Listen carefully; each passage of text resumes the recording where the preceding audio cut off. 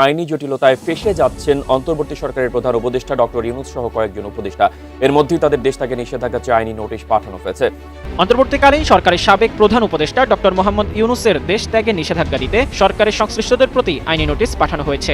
7 দিনের মধ্যে যদি সরকার কোনো দৃশ্যমান পদক্ষেপ না নেয় তাহলে আমাদের বাধ্য হব আমরা মহামান্য হাইকোর্ট ডিভিশনে রিট পিটিশন দায়ের করার জন্য। প্রফেসর ইউনূস যেন দেশ ছেড়ে না পালাতে পারেন। তবে কি এবার গ্রেপ্তার হতে যাচ্ছেন সাবেক অন্তর্বর্তীকালীন সরকারের প্রধান উপদেষ্টা ডক্টর মোহাম্মদ ইউনূস? কারণ ইতিমধ্যে তার বিরুদ্ধে বিভিন্ন দুর্নীতির অভিযোগ দুর্নীতি দমন কমিশনে জমা পড়েছে।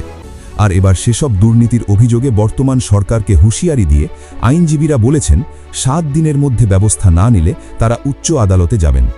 আইনজীবীরা তাদের সব দাবি তুলে ধরেছেন।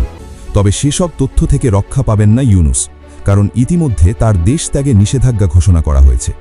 এছাড়াও ডক্টর ইউনূসের বন্ধু ডক্টর ইফতেখার ডক্টর ইউনূসের এমন দুর্নীতির তথ্য তুলে ধরেছেন যা থেকে রক্ষা পাওয়া তার জন্য খুব কঠিন হয়ে যাবে। তবে কি অন্তর্বর্তীকালীন সরকারের দায়িত্বকালে সংঘটিত বিভিন্ন দুর্নীতি ও অপকর্মের দায়ে গ্রেপ্তার হতে চলেছেন ডক্টর ইউনূস? এই সব অসভরা যারা বিদেশি পাসপোর্ট হোল্ড করে আমাদের ভাগ্য পরিবর্তনের কথা কয়ে আমাদের দেশ থেকে কোটি কোটি টাকা আপনার পাচার করে নিয়ে গেছে, তার একটা এক্সাম্পল হিসেবে বলি। জুলাই আন্দোলনের পরবর্তীতে যখন দেশকে সুষ্ঠু ও সুন্দরভাবে পরিচালনার জন্য অন্তর্বর্তী সরকারের প্রধান হিসেবে ডক্টর ইউনূসকে নির্বাচিত করা হয়েছিল, সেই সময় কি সাধারণ জনগণ ভেবেছিল তার মাধ্যমে দেশের অর্থনীতি এতটা অবনতির দিকে যাবে? কারণ অন্তর্বর্তী সরকারের দায়িত্বকালে দুর্নীতি দমন কমিশনে অন্যান্য উপদেষ্টার সাথে তার বিরুদ্ধেও হাজার হাজার কোটি টাকার দুর্নীতির অভিযোগ জমা পড়েছিল। এবার ডক্টর ইউনূসের বন্ধু ডক্টর ইফতেখার আহমেদ বলেছেন, অন্তর্বর্তীকালীন সরকারের সময় দেশ থেকে পূর্বের তুলনায় ৪৫% বেশি অর্থ পাচার হয়ে সুইস ব্যাংকে জমা হয়েছে। ইউনূসের বন্ধু ডক্টর ইফতেখারুজ্জামান বলেছে ইউনূসের আমলে ৪৫% বেশি টাকা পাচার হয়েছে সুইস ব্যাংকে। এছাড়াও রাষ্ট্রের সাংবিধানিক আইন অনুযায়ী রাষ্ট্রের স্মৃতিসৌধসমূহ রক্ষা করার দায়িত্ব ছিল তার।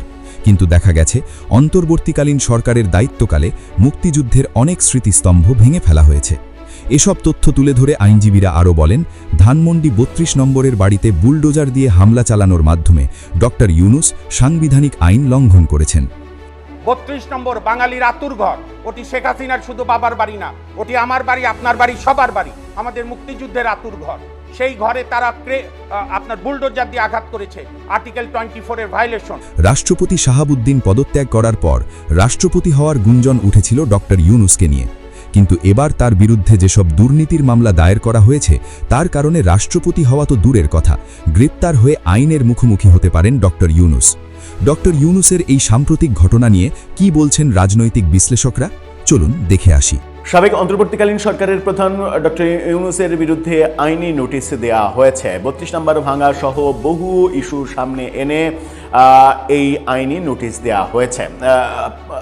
বাংলাদেশের প্রেসিডেন্ট হওয়ার চেষ্টা যখন থেমে গেছে, মহামান্য রাষ্ট্রপতির পরবর্তী জায়গায় অর্থাৎ 23তম রাষ্ট্রপতি যখন হতে চলেছেন বিএনপির সাবেক মহাসচিব মির্জা ফখরুল ইসলাম আলমগীর, প্রফেসর ইউনূস লবিং করে যখন পারলেন না, তখন আমরা বলেছিলাম যে এরপরে নানা রকমের আইনি ঝক্কি ঝামেলা পোহাতে হতে পারে ডক্টর ইউনূসকে, এবং সেরকমই একটা পদক্ষেপ এই রাষ্ট্রপতি ইস্যু সমাধান হওয়ার আগেই আমরা দেখলাম আদালত চত্বরে। প্রফেসর ইউনূসের বিরুদ্ধে এই আইনি নোটিশ কি কোনো কাজে লাগবে?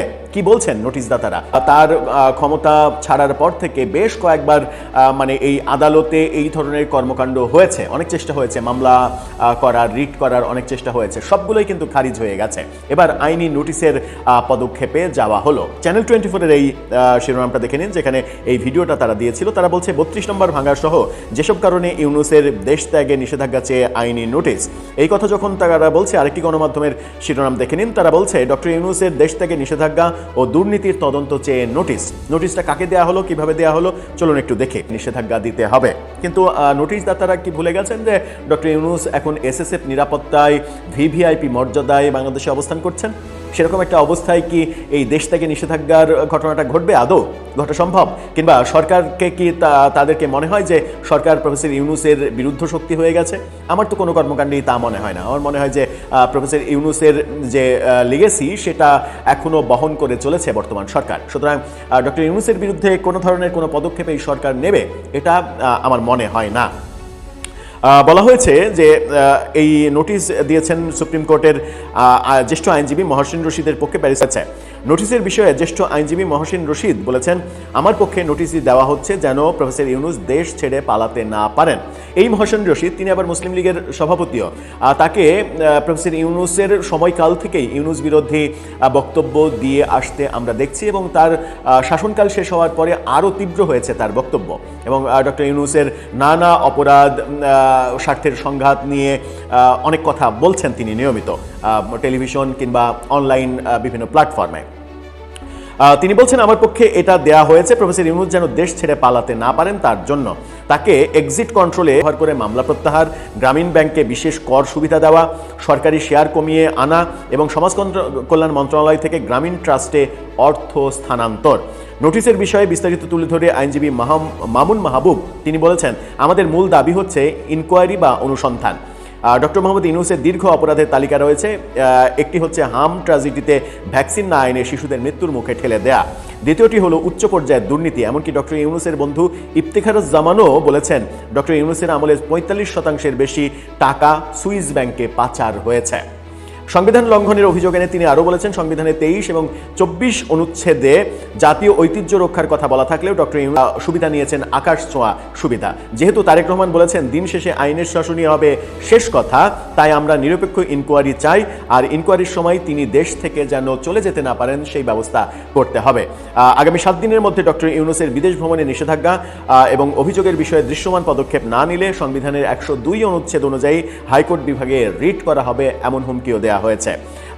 শিশু স্বাস্থ্য ট্র্যাজেডি বা হামের টিকা সংক্রান্ত বিষয়ে তদন্ত কমিশন গঠনের নির্দেশনা চেয়ে হাইকোর্টে একটি রিটও করা হয়েছিল, যার প্রেক্ষিতে গত 19 মে রুল জারি করেছিলেন আদালত।